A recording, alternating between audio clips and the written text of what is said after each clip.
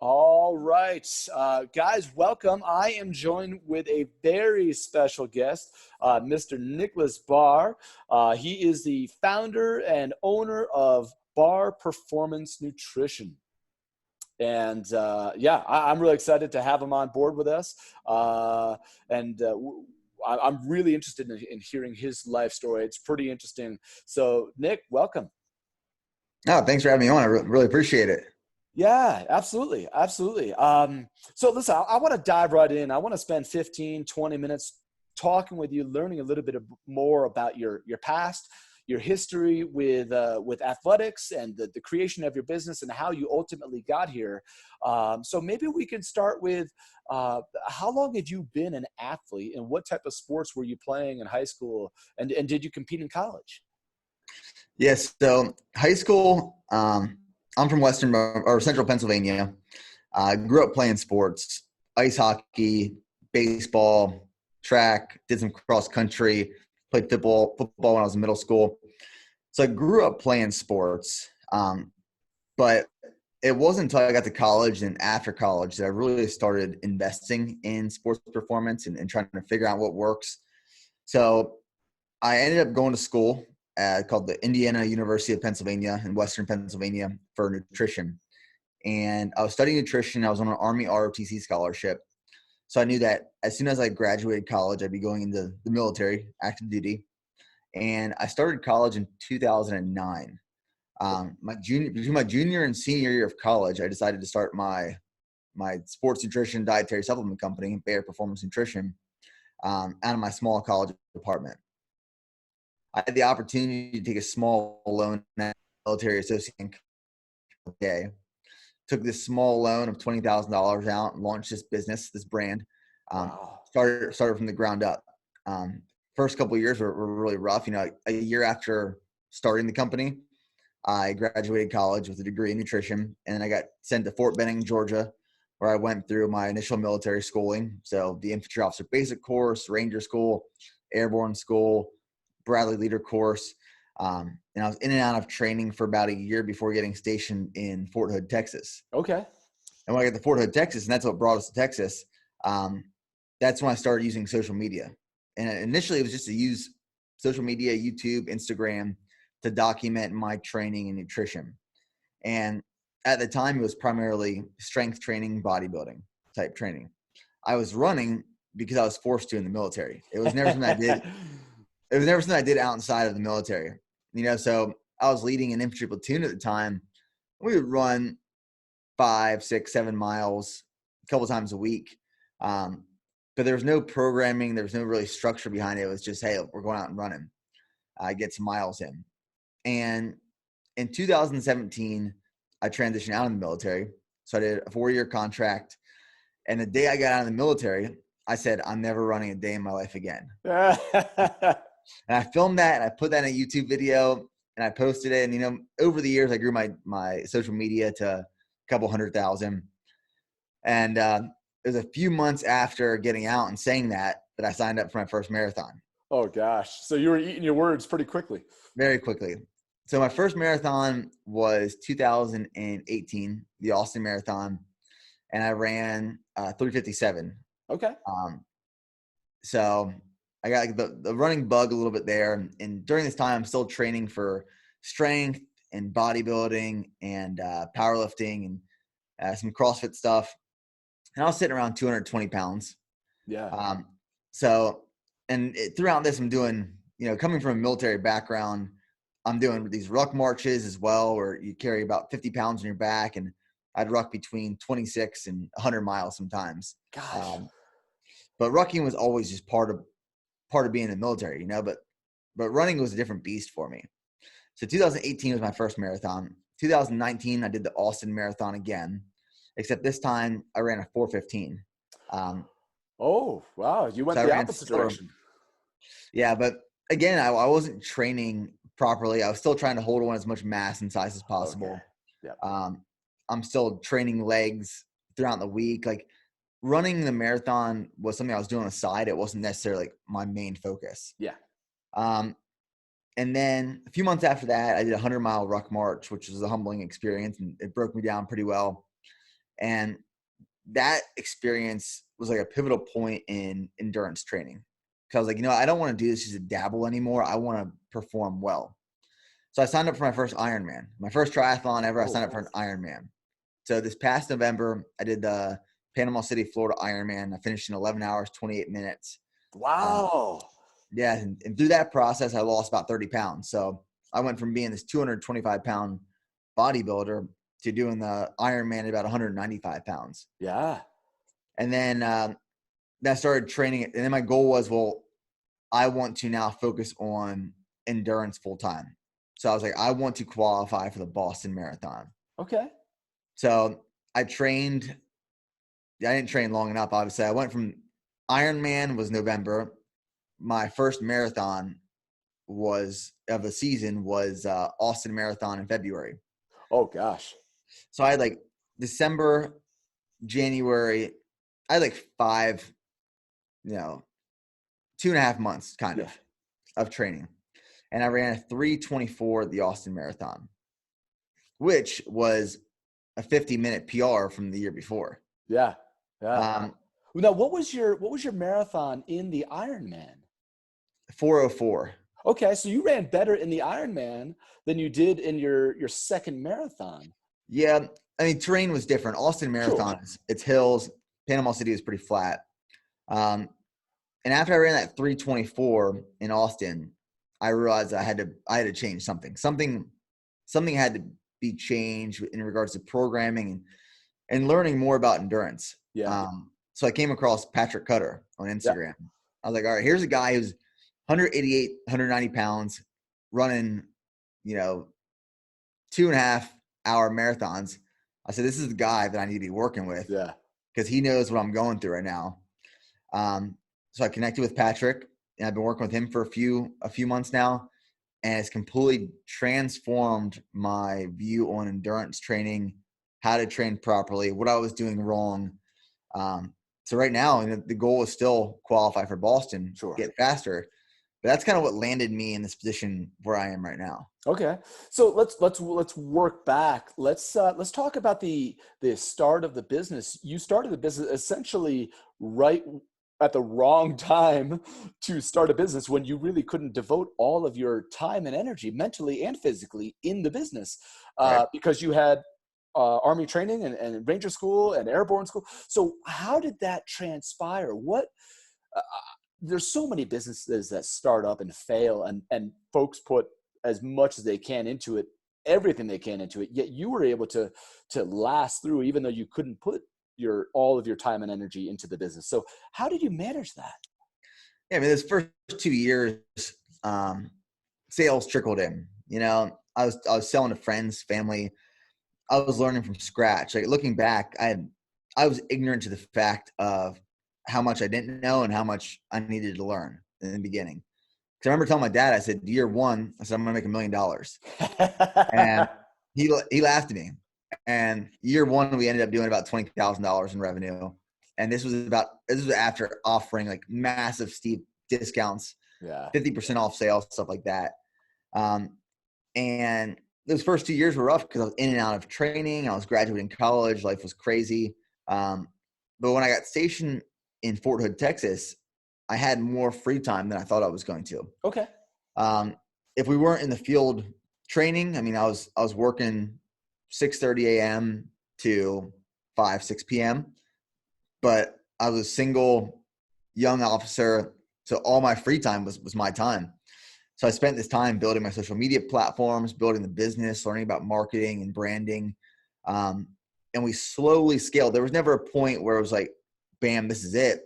But I started seeing sales increase as my social media following grew, and I learned more about the business and what it took to grow a business. And it was just this slow growth after 2014. So what initially were your first products for your nutrition business? What were you selling right off the bat? So we launched with a pre-workout supplement, Flight, and then a branched chain amino acid product, IntraFlight. When I was a freshman in college, we were mixing up our own pre-workout because, we didn't have money to keep buying pre-workouts. So me and my buddies went all in, and we threw money in a hat and we bought all these bulk ingredients. We were making our own pre-workout. We were Okay. mixing citrulline malate, creatine monohydrate, caffeine, beta alanine, and we make our own. So here I am, this freshman in the dorms with a food scale, weighing white powders out, selling them to dudes in my dorms. So it looks like I'm dealing drugs freshman year, but I'm just selling homemade pre-workout. And that's where I got the bug. I was like, man, I want to start a supplement company because I loved everything about nutrition and sports performance and using, sports nutrition, dietary supplements to increase my performance. I loved every aspect of it. So that's what really kickstarted the whole supplement company passion. Yeah. So you go from creating something in your dorm room to getting basically the top end qualification, the BSCG qualification, or is it BCSG? BS, BSCG, BSCG, right? yeah. Like, I mean, that's the gold label. That is what every supplement company is trying to get. Walk us through that process of organizing and getting that qualification out of the supplements you have. Yeah, I mean, we launched in 2012. We went through this past years when we went through the BSCG certification process. We wanted more transparency behind our brand. We wanted more credibility behind our brand. And BSCG is Banned Substance Control Group. Essentially, every time our product runs from the manufacturer, it gets sent to BSCG. They put it through the testing protocols to ensure it's drug-free, banned substance-free. And then we have that label, or we have that seal that says this product is BSCG certified. It's drug-free, banned substance-free, which is peace of mind for consumers and athletes that are, subject to frequent drug testing. Absolutely. So we wanted to go through the process, this third-party organization, for the credibility, for the transparency, and to grow the brand. Yeah, I mean, I've spoken to many athletes, professional, sub-elite athletes looking to work with companies out there that that are credible, and there's just not a lot. Especially in our sport, I didn't even think we were going to be talking about this, but you have WADA, World Anti-Doping Drug Association, who is nailing drug cheats left and right at a professional level. And I say left and right, they're catching them now years after the fact. But I wish more athletes would work with companies that are credible, work with companies that have this type of certification with them. And it's something that I certainly feel comfortable working with the athletes that I do on a professional level. Hey, this is a company that we trust, and this is something that we would like to do moving forward. And it's nice to know, even from a non-professional level, that, yeah, I'm taking a supplement, but it's approved. It's not banned. It's something that is within legal limits because it is protected. It is something that is monitored every single time they go through this process, which doesn't really exist too much in this world. Have you found from a weightlifting standpoint, or a power building, or that type of sport, is that something that has helped your business grow over the past year and a half? Yeah, I'd say the athletes that are most interested in the BSCG certification process are CrossFit athletes, NCAA athletes, and then pro athletes. But a lot of CrossFit athletes, because we do have a CrossFit Games athlete on our team, and then a lot of college students in the NCAA are always reaching out because they want to be safe. They want to know that they're using things that won't pop them positive Sure. on a test. Yeah. And they do it not just because it's illegal, but because it's illegal because it's dangerous, right? Right. It's going to do their body harm.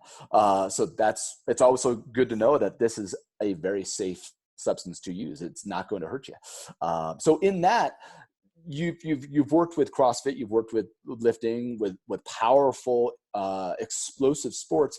How does this now relate for you, transitioning more to a marathon? How does using your own supplementation help you? What is your protocol? How do you kind of manage all that? Yeah, I mean, so when I first launched the brand early on, we were marketing towards your typical gym goer, bodybuilding, powerlifting.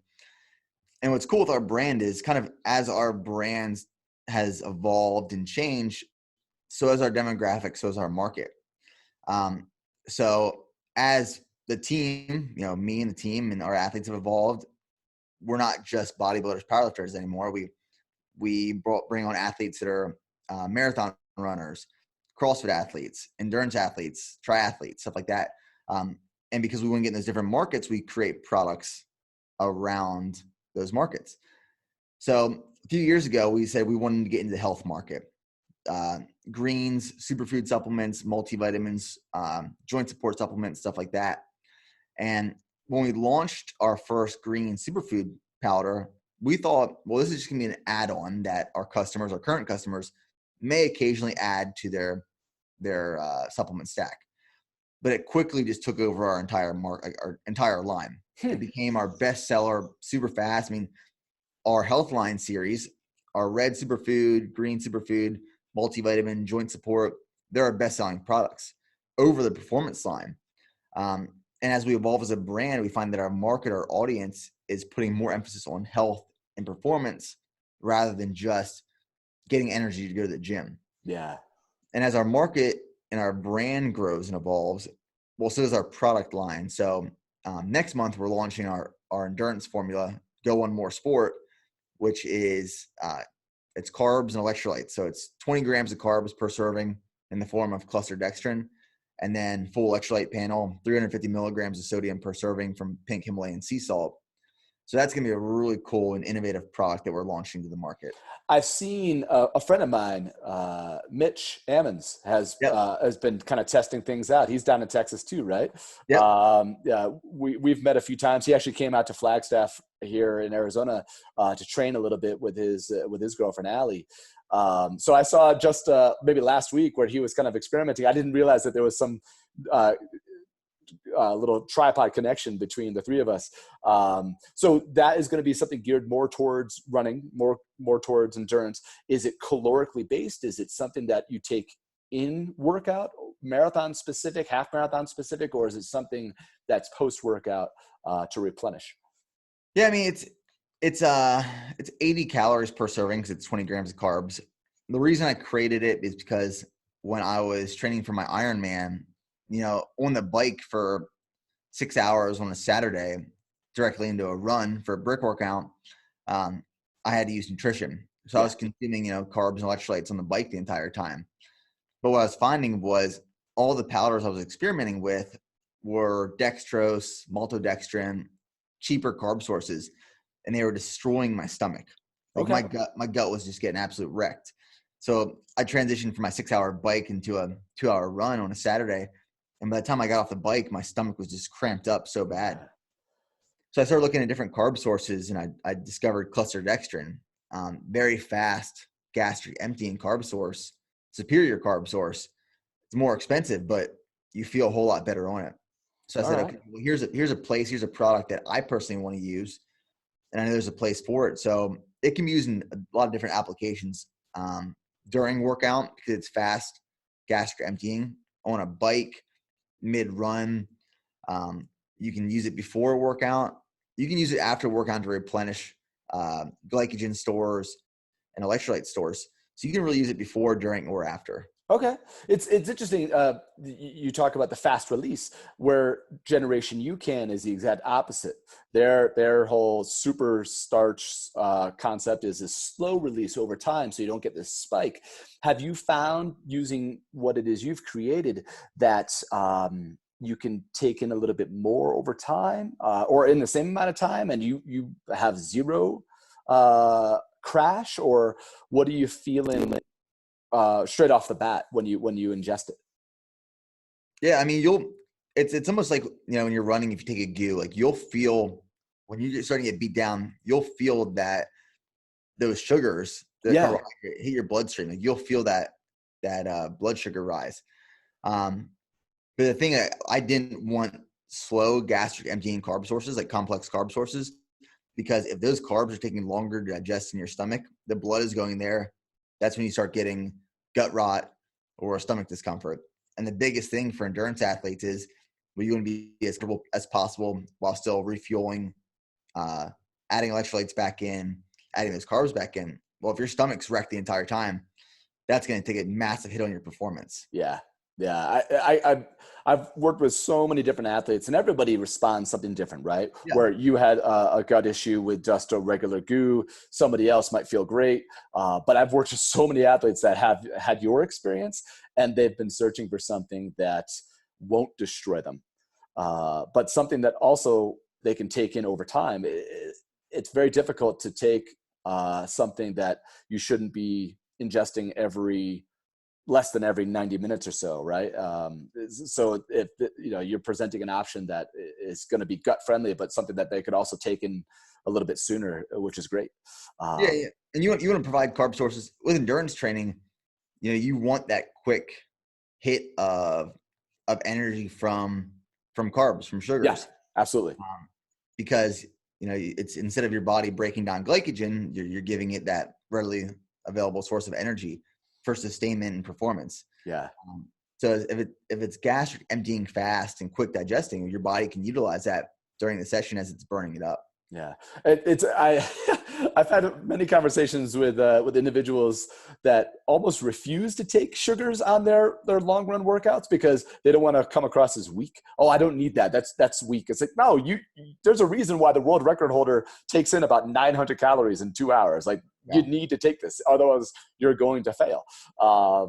So let's kind of talk a little bit about what's next for you, right? Obviously you were planning on, well, no, I shouldn't say obviously, you were planning on grandma's, that got canceled. You were planning on maybe something else in the summer, but that got canceled too, or what's happening there? Yeah, I mean, right now, first it was Eugene, Oregon Marathon I was signed up for. That's what it was. That grandma's that got canceled. So really there's no race in sight right now. Let's just keep training, building this base and getting faster until races open back up, which is probably honestly in my scenario, best case scenario, because I still have a lot of work to do to get sub 3.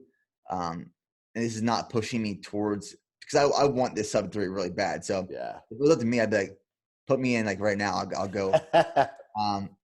I messed up in my last marathon because I knew I wasn't quite ready. But in my head, I said, okay, I can I've done some mentally hard things. Mentally, I just need to hold a 650 minute per mile pace for 3 hours and I'll be good. And like, speed and distance is one of those things you can't muscle through. You can't mentally push yourself through. Like, I can go run 100 miles right now and mentally I can get through it, but I'm not going to run it as fast as possible. Yeah. And I think this last marathon was a really big eye opener. Is okay, let's work on building the aerobic base still, work on pacing, getting faster, getting lighter. So now I just have more time to build my fitness. Yeah, it's a great way of looking at it, especially for where you are and for the goals that you have. You want to break 3, you want to qualify for Boston. We know this. But you also ran an Ironman, completed an Ironman at 11:28 in November, and then 2.5 months later did another marathon. And all that work over the last 2 years has been so endurance-based, even though you are so powerful and so strong, that you've actually missed so much of the 5K, 10K type speed. So it is kind of fun watching your growth, even though you're more or less new with Coach Patrick and with our coaching concepts. It is kind of fun to kind of see where it is you're going with your training, because it's something that you've never really focused on before. It's almost like you went from powerlifting, which is its own sport, bodybuilding, right? Its own sport, all the way to the opposite end of the spectrum with an Ironman. And there was no in between. This, oddly enough for you, like you just said, is the perfect scenario to gain what it is you're missing in order to accomplish. We work with a lot of athletes who go from marathon after marathon after marathon, and they only see incremental changes because there's only so good you're going to get if you always run a marathon. But if you can step back for 9 months or a year and work on power and speed, it's amazing how much faster you can get. So whenever these marathons do come into play for you, man, you're going to crush it. Like, you just ran what, 18:29 or so in the 5K? Yep, 18:29. What was your previous 5K best? In January, it was 1933. Wow. So you've taken off about 17 seconds per mile in a 5K in 4 months. Yeah. That's pretty remarkable. And we have a long way to go before the fall hits. So what is the next 2 months looking like for you? Are you going to be a part of our mile series for you as an athlete? Is that something that you're going to be focusing on? Or are you going to be focusing more on 5K, 10K? What do you and Coach Patrick talked about? Yeah, no, I know I have a mile race coming up in the next couple of weeks. Mitch is actually going to pace me for that Oh, one. cool. Yeah. So I'm really excited for that because a few months ago, my mile was 5:35. And then I think it was like 3 weeks ago, it was 5:14. Yeah. And I went sub 5. Yeah. So right now, like, I like these speed workouts. I like the way it's programmed right now, but I'm still looking forward to the really long, Sunday runs. I really look forward to those. So I found it's a really good combination of training right now. Yeah. Yeah. It's going to be fun. If you could break 5, coming off of a 5:35 mile, I mean, that's a completely different athlete. And if you can do that, then you should be able to accomplish X in a 5K. And if you can do that, then you can accomplish something in the 10K. Man, I tell you what, if you can break 5 in a mile, that's going to help a ton for your marathon come time for the fall or whenever we get this marathon done. So yeah, that's pretty exciting. So what is we're offering? Obviously, you're offering a giveaway. Walk us through the giveaway for the McKirdy Mile Series. What they are, why it's important for endurance athletes, and kind of the ideas behind them. Yeah, I mean, so we're offering a whey protein powder. So our protein is a blend between 88% whey protein, 12% casein protein. Casein slows down the digestion of the whey protein a little bit, and just like a small amount of casein, it's like 2 grams per serving, increases the consistency, texture, mouthfeel, and bakeability of a protein powder. Adding Intraflight, which is our branch chain amino acid product. So we consider it a complete intra-workout product.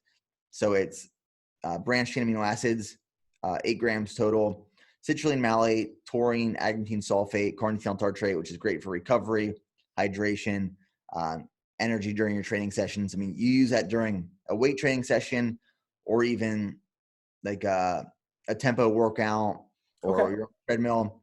You'll see a massive difference in your endurance. And then one of our strong line series, Strong Greens, which is a wheatgrass based, focused on increasing natural energy. It's a vitamin mineral powerhouse is what we call it. Good for digestion and boosted immune. So those products right there is the offering with Bear Performance Nutrition. Awesome. Well, I tell you, we really do appreciate it. I know our athletes are excited about it. I had a few athletes who have come on board, honestly, because you came on board. They said, wow, this guy, he's taking it seriously. I want to take it seriously. So your reach in the running world is starting to transfer over, and it's been a lot of fun to see. And I'm very thankful for that. And we want to thank you for spending a bit of your morning or your early afternoon, I guess, out in Texas with us, and giving us a little bit more of an opportunity to get to know you a little bit and learn a little bit more about your company. And we look forward to seeing some of these time trials. We're going to share this on YouTube as well. We'll probably put this out on Instagram a little bit. But thank you so much, Nick, for the time. And hopefully we reach out and see you breaking 5 minutes pretty soon. No, thank you. I appreciate it. Yeah, man. All right. Listen, take care. Have a great day. And we'll touch base soon. All right. We'll see you.